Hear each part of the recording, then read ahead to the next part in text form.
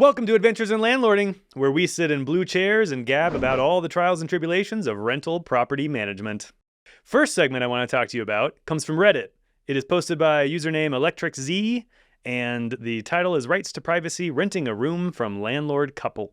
Ooh. Yeah, spicy title, right?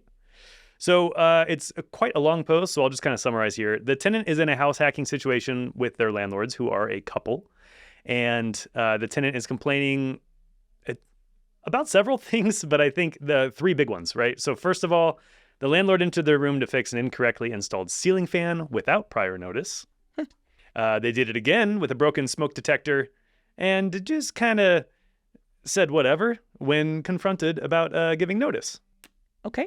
The second complaint from the tenant is that they were storing some kind of medication in a plain brown bag in the fridge, the communal fridge, and the landlady opened the bag and then researched what the medication was for, and then also told people about it.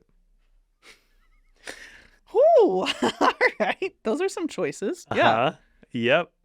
And then our third complaint stems from that. So the landlady announced the tenant's medical condition to mutual visiting friends. When the tenant expressed they were upset, the landlady said she had a right to know what's in her house, despite the friends saying, yeah, that was kind of messed up.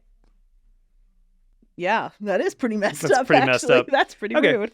So the tenant asks some questions. He says, first, am I correct in my belief that my landlord cannot enter my room without my permission, whether I'm there or not? First thoughts. The landlord has to give you proper notice, whether you're renting a room or an entire unit. So they are correct. They cannot just enter willy-nilly. Boom. Boom. Okay, second question. Can my landlady go through my things in the communal refrigerator? That is trickier. I'm inclined to say no, they can't. Now, if there was an issue with like something smelling, like there was food that had gone bad or blood was oozing from the fridge, then you might have cause as a landlord to need to investigate. Sure. But, like an innocuous brown bag, I don't see how that's your business. You might open it and say, what's in here? Yeah. And then see that it's some kind of medication and say, okay, putting it back. looks like it was there on purpose. Yeah. Yeah. I just... I think your reaction is in the third question, right? Third, how much of an asshole is she for revealing my medical problems to people? Gigantic. Huge. Yeah. Well, and this even goes beyond landlord-tenant relationship and just goes to, I don't know, being a human being. Like, what? Literally. It sounded like it wasn't relevant anyway in whatever situation it was revealed.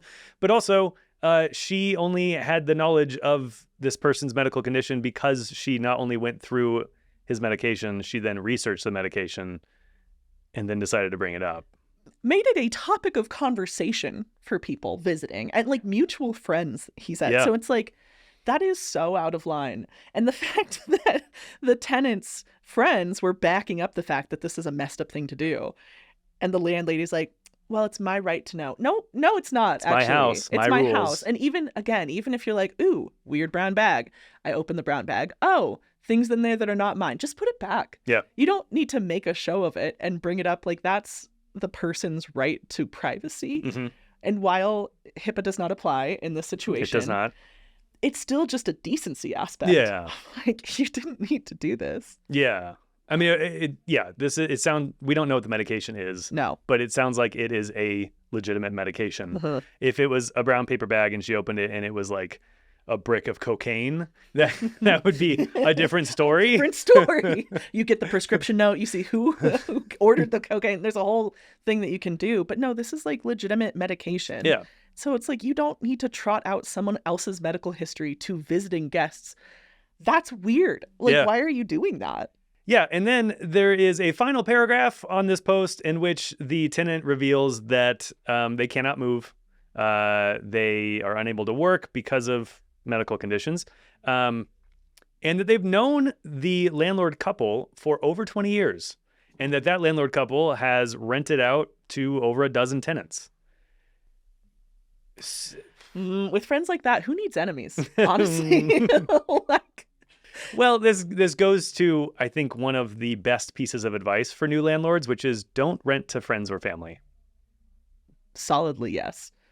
Absolutely. I know we've definitely given landlords that advice, but I just want to underscore for tenants too.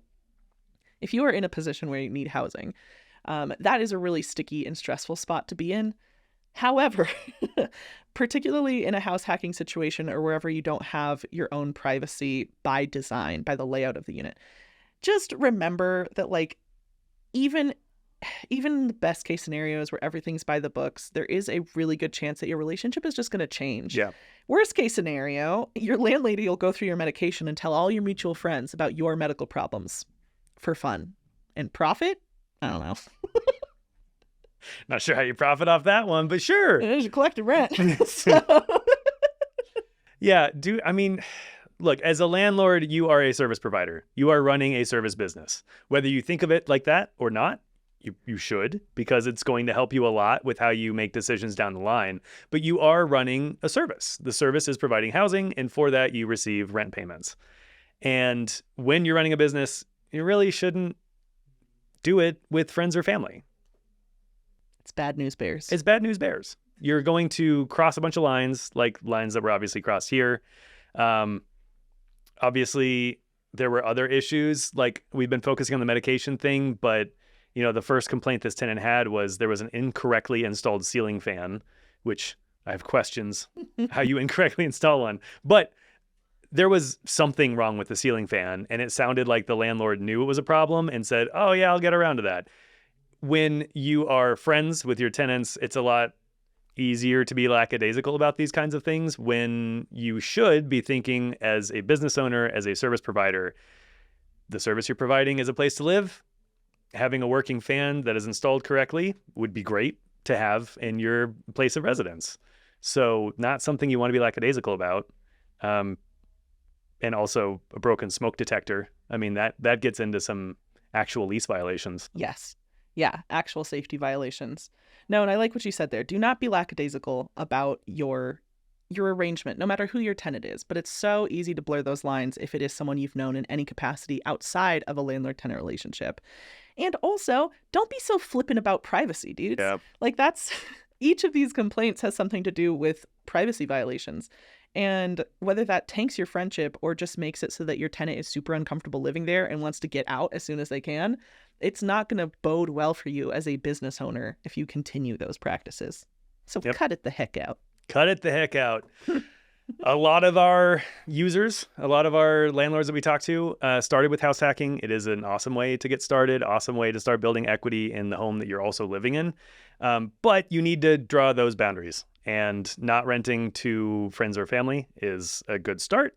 But also making sure you're doing screening reports. I'm willing to bet they didn't do any kind of screening report here because this is their buddy.